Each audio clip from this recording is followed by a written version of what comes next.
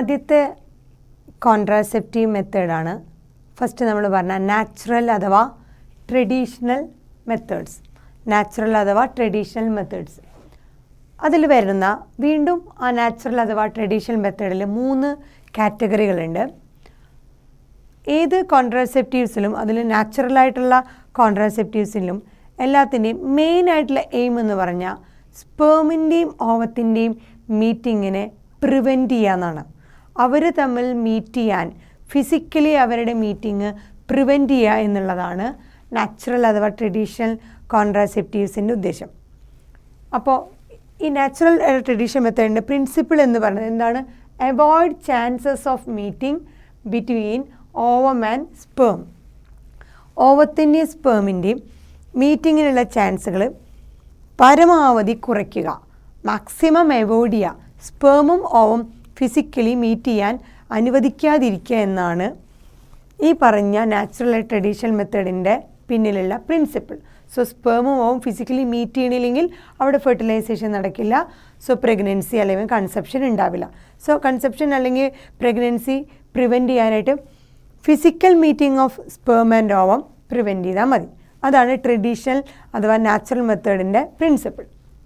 അതിൽ ആദ്യത്തെയാണ് periodic abstinence. Periodic abstinence. Periodic abstinence എന്ന് പറഞ്ഞു കഴിഞ്ഞാൽ കപ്പിൾസ് ഒരു പെർട്ടിക്കുലർ ടൈം പീരീഡിൽ മെൻസ്ട്രൽ സൈക്കിളിൻ്റെ 20 to 29 ഡേയ്സ് റെഗുലർ ഇൻ്റർവെല്ലായിട്ട് വരണം. ആ മെൻസ്ട്രൽ സൈക്കിളിൻ്റെ ഒരു പെർട്ടിക്കുലർ ടൈം പീരീഡിൽ സെക്ഷൽ ഇൻ്റർകോഴ്സ് അഥവാ കോയിറ്റസ് അവോയ്ഡ് ചെയ്യുക. അതാണ് പീരിയോഡിക്. ആ പീരീഡിൽ അബ്സ്റ്റിനൻസ്. അബ്സ്റ്റിനൻസ് എന്നാൽ അവോയ്ഡ് ചെയ്യുക. അതാണ് couples avoid or abstain from coitus. Sexual intercourse അഥവാ കോയിറ്റസിൽ നിന്ന് ഒഴിവാവുക അല്ലെങ്കിൽ വേണ്ട എന്ന് വെക്കുക. അതാണ് ചെയ്യേണ്ടത്. അത് ഏത് ടൈമിലാണ്? 10 to 17 day of menstrual cycle. Menstrual സൈക്കിളിൻ്റെ 10 മുതൽ 17 വരെയുള്ള ദിവസങ്ങളിൽ സെക്ഷൽ ഇൻ്റർകോഴ്സ് അഥവാ കോയിറ്റസ് അവോയ്ഡ് ചെയ്യുക, അബ്സ്റ്റെയിൻ ചെയ്യുക, വേണ്ട എന്ന് വെക്കുക. അതാണ് പീരിയോഡിക് അബ്സ്റ്റിനൻസ്. എന്തുകൊണ്ടാണ് ഈ 10 to 17 days of menstrual cycle avoid ചെയ്യാൻ പറയുന്നത്? ആ സമയത്ത് നമ്മൾ പറഞ്ഞു mid of the menstrual cycle around 14th ഡേയിലാണ് എൽഎച്ച് സർജ് വരുന്നത്. സെക്കൻഡറി ഓസേറ്റ് പുറത്തേക്ക് വന്ന് ഓവുലേഷൻ നടക്കുന്നത്. സോ ഓവുലേഷൻ നടക്കാനുള്ള ആ ഒരു സാധ്യത ഈ 14th ഡേ ആണെങ്കിൽ just before and after 4 days ഒക്കെ നമുക്ക് കൺസിഡർ ചെയ്യാൻ പറ്റും. അതുകൊണ്ട് ആ ഒരു പീരീഡ് അവോയ്ഡ് ചെയ്യുക. ഓവുലേഷൻ എക്സ്പെക്റ്റ് ചെയ്യുന്ന ടൈമുകളാണ് 10 to 17 ഡേയ്സ്. ആ 10 to 17 ഡേയ്സിൽ ഏത് ദിവസം വേണമെങ്കിലും ഓവുലേഷൻ നടക്കാം. അപ്രോക്സിമേറ്റ്ലി ആണ് നമ്മൾ പറഞ്ഞ ഒരു 14th ഡേ. സോ അങ്ങോട്ടോ ഇങ്ങോട്ടോ കുറച്ച് മാറിയാലും ഇതാണ് ഒരു നോർമൽ റേഞ്ച് വന്നത്. 10 to 17 ഡേയ്സ് ഓഫ് മെൻസ്ട്രൽ സൈക്കിളിൽ ഓവുലേഷൻ നടക്കാനുള്ള സാധ്യതയുണ്ട്. സോ ഓവുലേഷൻ നടന്നു കഴിഞ്ഞാൽ സ്പേമുമായിട്ട് മീറ്റ് ചെയ്യും. അപ്പോൾ അവിടെ ഫെർട്ടിലൈസേഷൻ നടക്കും. സോ ഓവുലേഷൻ നടക്കാതിരിക്കുകയാണെങ്കിൽ അല്ലെങ്കിൽ ആ സമയത്ത് ഓവുലേഷൻ നടക്കുന്ന സമയത്ത് നമ്മൾക്ക് ഈ പറഞ്ഞ കോയിറ്റസ് അവോയ്ഡ് ചെയ്യുകയാണെങ്കിൽ എന്താണ്? ഫെർട്ടിലൈസേഷൻ നടക്കില്ല. സോ ആ പീരീഡിൽ 10 to 17 മെൻസ്ട്രൽ സൈക്കിളിൻ്റെ പീരീഡിൽ കോയിറ്റസ് ഒഴിവാക്കുക, അബ്സ്റ്റെയിൻ ചെയ്യുക അല്ലെങ്കിൽ അവോയ്ഡ് ചെയ്യുകയാണെങ്കിൽ ഫെർട്ടിലൈസേഷൻ പ്രിവെൻറ്റ് ചെയ്യാൻ പറ്റും, അല്ലെങ്കിൽ കൺസെപ്ഷൻ അല്ലെങ്കിൽ പ്രഗ്നൻസി പ്രിവെൻറ്റ് ചെയ്യാൻ പറ്റും. കാരണം ഈ പീരീഡിലാണ് നമ്മൾ പറഞ്ഞ ഓവുലേഷൻ നടക്കുന്നത്. സോ ഈ പീരീഡിൽ chances of fertilisation high. 10 to 17 ഡേയ്സിൽ ഓവുലേഷൻ നടക്കുന്നത് കൊണ്ട് ഫെർട്ടിലൈസേഷൻ നടക്കാനുള്ള സാധ്യത വളരെ കൂടുതലുള്ളതുകൊണ്ട് ആ പീരീഡിനെ നമ്മൾ വിളിക്കുന്നത് ഫെർട്ടൈൽ പീരീഡ്, റീപ്രൊഡക്റ്റീവ് പീരീഡാണ്. ആ ഫെർട്ടിലൈസേഷൻ നടക്കാൻ സാധ്യതയുള്ള 10 to 17 നമ്മൾ ഫെർട്ടൈൽ പീരീഡ് എന്ന് വിളിക്കും. അതുകൊണ്ട് ആ ഫെർട്ടൈൽ പീരീഡ് അവോയ്ഡ് ചെയ്ത് കഴിഞ്ഞാൽ ഫെർട്ടിലൈസേഷൻ അഥവാ കൺസെപ്ഷൻ അഥവാ പ്രഗ്നൻസി നടക്കില്ല. സോ ഫെർട്ടൈൽ പീരീഡ് എന്ന് മാത്രമല്ല, ഇതിന് വേറെ കുറച്ച് പേരുകൾ കൂടിയുണ്ട്. റിതം പീരീഡ് എന്നും പറയും. ഇതേ പീരീഡിനെ റിതം പീരീഡ് എന്ന് വിളിക്കും, സേഫ് പീരീഡ് എന്ന് വിളിക്കും, ഡേഞ്ചർ പീരീഡ് എന്ന് വിളിക്കും, റിസ്ക് പീരീഡ് എന്ന് വിളിക്കും. So rhythm period, safe period, danger period, risk period എന്നൊക്കെ പറഞ്ഞാൽ സെയിം ആണ്. എന്താണ്? ഫെർട്ടൈൽ പീരീഡാണ്. എന്താണ് ഫെർട്ടൈൽ പീരീഡ്? മെൻസ്ട്രൽ സൈക്കിളിൻ്റെ 10 to 17 ഡേയ്സ് ആണ്. സോ ആ സമയത്ത് കോയിറ്റസ് അവോയ്ഡ് ചെയ്യുക. So avoid sex or coitus during fertility period. ഇതാണ് ഫെർട്ടിലിറ്റി പീരീഡ്. ആ പീരീഡിൽ അത് അവോയ്ഡ് ചെയ്ത് കഴിഞ്ഞാൽ നാച്ചുറലി കൺസെപ്ഷൻ അഥവാ പ്രഗ്നൻസി പ്രിവെൻറ്റ് ചെയ്യാൻ പറ്റും. ഇതാണ് നാച്ചുറൽ മെത്തേഡ് പീരിയോഡിക് ആബ്സ്റ്റിനൻസ്. രണ്ടാമത്തെ നാച്ചുറൽ മെത്തേഡാണ് വിത്ഡ്രോവൽ ഓർ കോയിറ്റസ് ഇൻട്രപ്റ്റസ് എന്ന് പറഞ്ഞ മെത്തേഡ്. വിത്ഡ്രോവൽ ഓർ കോയിറ്റസ് ഇൻട്രപ്റ്റസ് എന്ന് പറഞ്ഞ മെത്തേഡ് അതും നാച്ചുറലായിട്ട് മെത്തേഡാണ്. അതിൽ പറയുന്നത് മെയിൽ പാർട്ട്ണർ അതിൻ്റെ പെനിസ് ഇജാക്കുലേറ്റിന് സ്പേം ഇജാക്കുലേറ്റിന് തൊട്ട് മുമ്പായിട്ട് വെജൈനയിലേക്ക് ഇജാക്കുലേറ്റിന് തൊട്ട് മുമ്പായിട്ട് അത് വിത്ഡ്രോ ചെയ്യുക.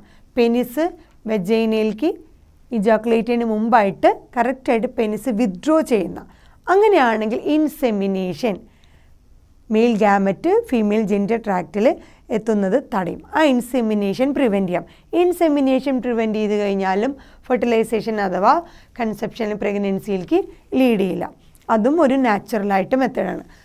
Mail partner withdraws his penis from vagina just before ejaculation to avoid insemination.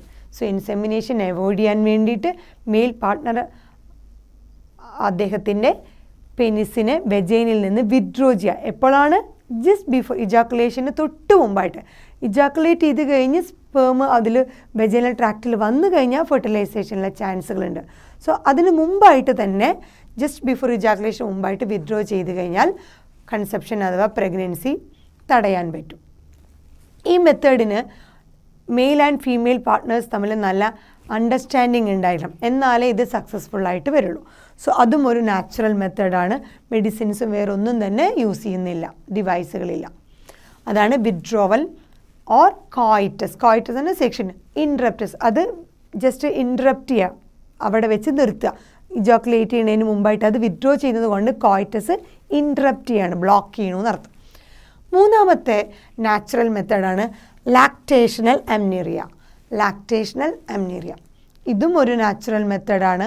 ഇത് പറയുന്നത് ആഫ്റ്റർ പ്രഗ്നൻസി അല്ലെങ്കിൽ after delivery of the baby അല്ലെങ്കിൽ പാർട്രീഷൻ അഥവാ ഡെലിവറി ഓഫ് ദ ബേബി ആ ടൈമിൽ അമ്മ കുഞ്ഞിന് പാല് കൊടുക്കുന്ന സമയം ഇൻറ്റൻസ് ലാക്ടേഷൻ പീരീഡ് എന്ന് പറയാം.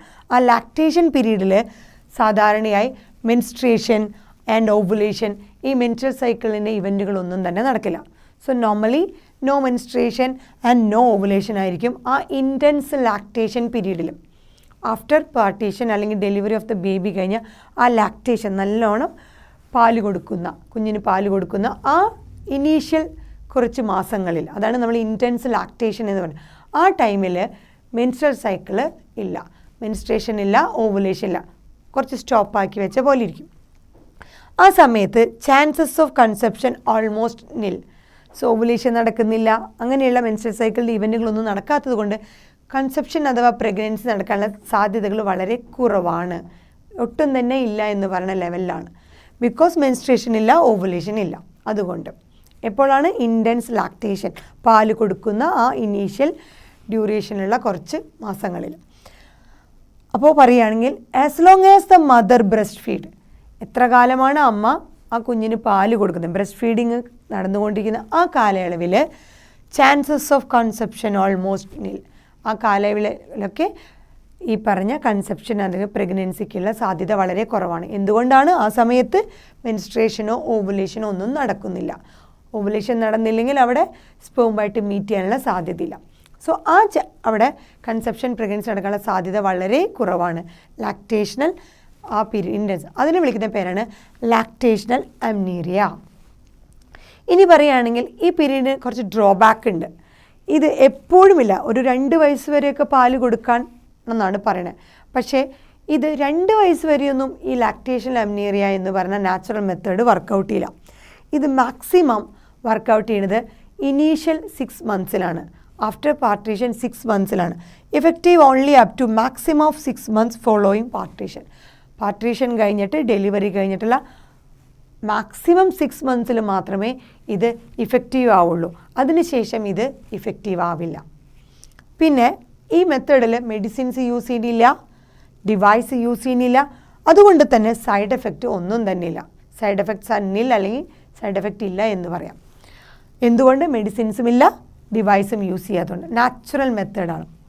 പക്ഷേ വേറൊരു ഡിസഡ്വാൻറ്റേജുകളും കൂടി. നമ്മൾ പറഞ്ഞ 6 മാസം വരെ ഇത് പാർട്ടീഷൻ കഴിഞ്ഞിട്ട് 6 മാസം വരെ ഇഫക്റ്റ് ഉള്ളൂ. വേറൊരു ഡിസഡ്വാൻറ്റേജ് എന്ന് പറഞ്ഞാൽ chances of failure also high.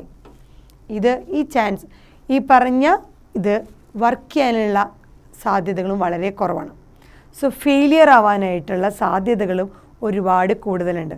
ഇത് ഓൾമോസ്റ്റ് ഒരു പ്രോബബിലിറ്റിയാണ് പറയുന്നത്. ഈ പീരീഡിൽ മെൻസ്ട്രൽ സൈക്കിൾ വർക്ക് ചെയ്യണില്ല, മെൻസ്ട്രൽ സൈക്കിൾ നടക്കണില്ലെങ്കിൽ, ഓവുലേഷൻ നടക്കണില്ലെങ്കിൽ okay, intense lactation up to 6 months എന്ത് നടക്കില്ല, കൺസീവ് ചെയ്യാൻ അല്ലെങ്കിൽ കൺസെപ്ഷനുള്ള സാധ്യതയില്ല. ബട്ട് അത് 6 months വരെയുള്ളൂ പറഞ്ഞു. അതുകൊണ്ട് തന്നെ ഇതിനെ നമ്മളൊരു ഫെയിലിയർ ആവാനുള്ള ചാൻസസും ഇതിൽ ഒരുപാട് കൂടുതലാണ്.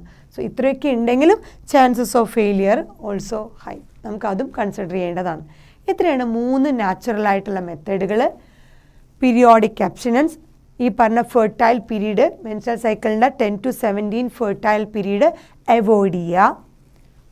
വിഡ്രോവൽ ഓർ കോയിറ്റസ് ഇൻട്രപ്റ്റസ്, പെനിസ് വെജൈനയിലേക്ക് ഇജാക്കുലേറ്റഡ് സ്പേമിന് മുമ്പായിട്ട് പെനിസ് വെജൈനയിൽ നിന്ന് വിഡ്രോ ചെയ്യുക, ഇൻസെമിനേഷൻ പ്രിവെൻറ്റ് ചെയ്യുക. മൂന്നാമത്തെ method lactation amenorrhoea. Intense lactation പീരീഡിൽ മെൻസ്ട്രൽ സൈക്കിളും ഓവുലേഷനും നടക്കാത്തത് കൊണ്ട് അവിടെ കൺസെപ്ഷനുള്ള ചാൻസുകൾ കുറവാണ്. But up to 6 months after partition മാത്രമേ പറയുന്നുള്ളൂ. അതുപോലെ തന്നെ ഫെയിലിയർ ആവാനുള്ള സാധ്യതയും കൂടുതലാണ്. ഇത്രയാണ് 3 നാച്ചുറലായിട്ടുള്ള മെത്തേഡുകൾ.